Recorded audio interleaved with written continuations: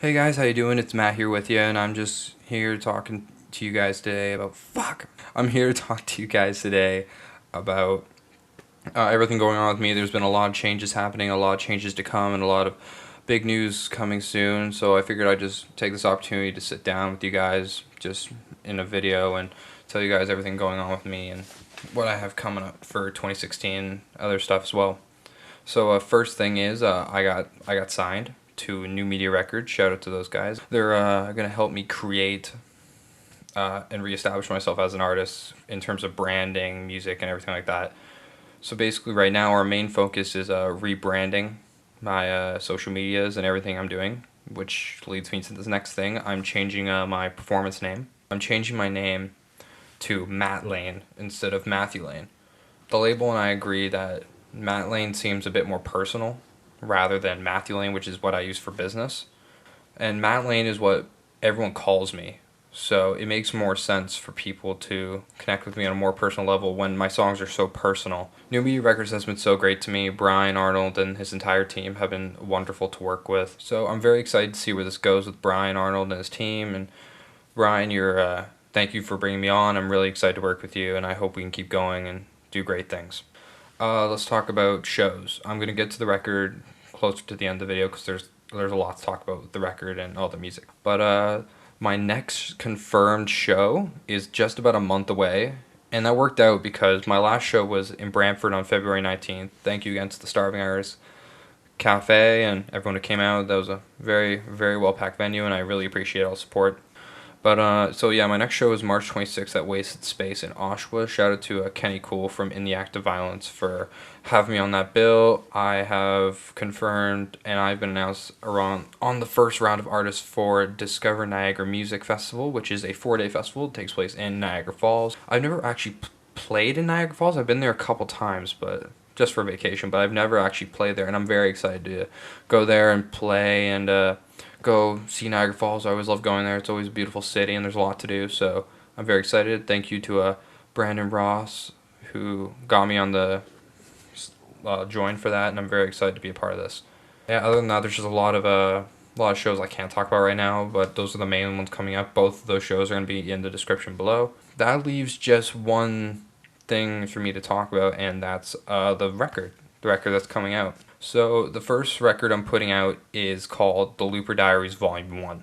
Let me talk about why I named it The Looper Diaries. If you've been to my live show, or if you know about how I do performance, I am one of the many people who use a loop station, like Ed Sheeran and other artists of such nature. I have a lot of buddies who use loop stations, and loop stations are a great asset to have. It's a great piece of tech, so it helps fill a room when you're just one guy. I wanted to create a live sounding record, but in a studio environment. It could have just been me doing one takes with the loop station, but those songs would have been like 7 to 8 minutes long, and I'd rather not have a EP with songs that are 7 to 8 minutes long with a lot of me just doing instrumental fills.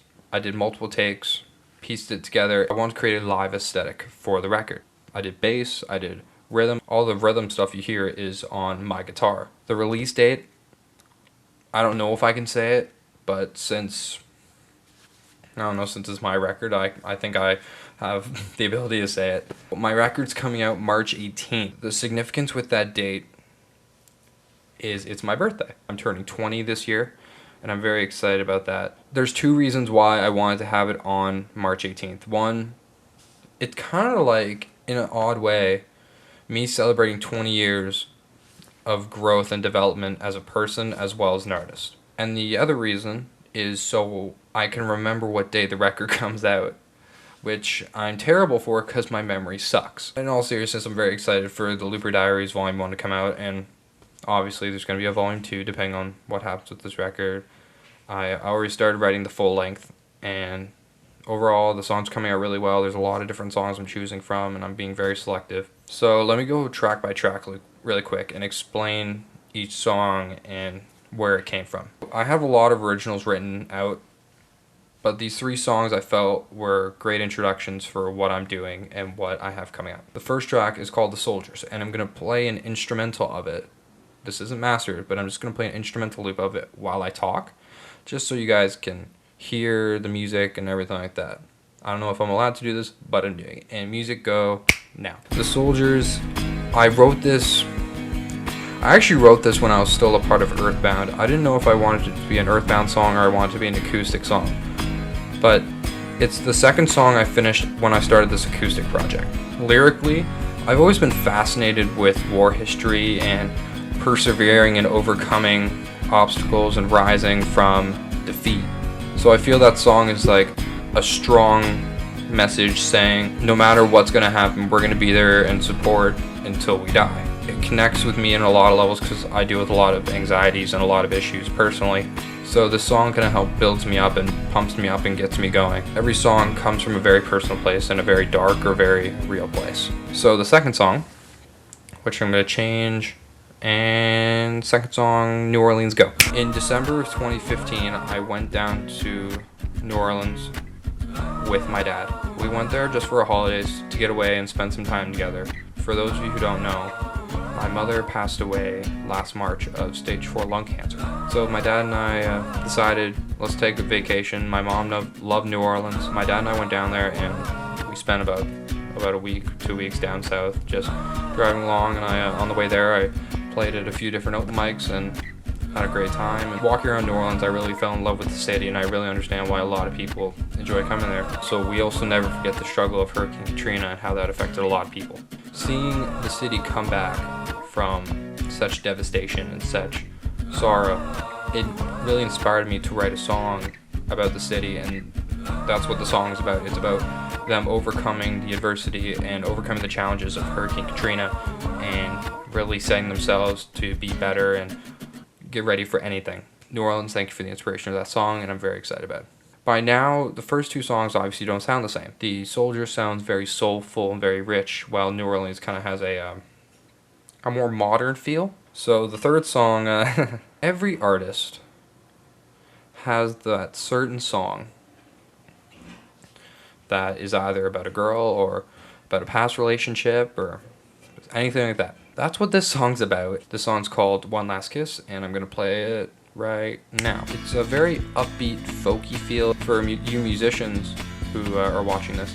This song was recorded at a beats per minute count of 260. I'll post a link right here, a little box you can click on so you can hear how quick 260 is. It was written obviously because the past relationship ended really badly. We were trying to get over each other. It's a bit awkward for me to talk about, but in all honesty, I really enjoy the song, and I really enjoy every song because every song on this record is so diverse and different. Like The Soldiers is very chill, very grooving kind of beat. New Orleans is kind of one of those modern beats, like kind of a hip-hop-esque kind of beat. And One Last Kiss, very folky and very like, kind of reminds me of like a Lumineers track or something like that, if you guys understand what I'm saying. Those are the 3 songs that I have coming up on this record, March 18th. Like I said, it's coming out.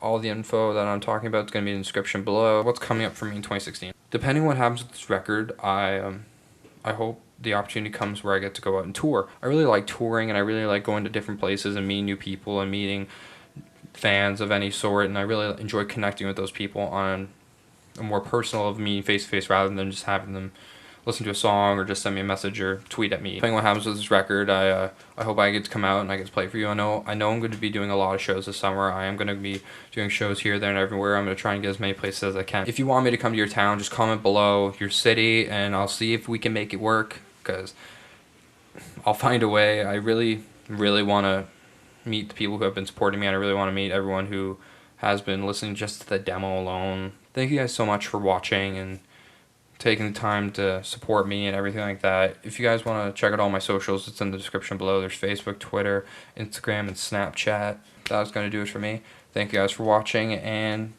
March 18th, Diaries Volume 1. Alright guys, bye.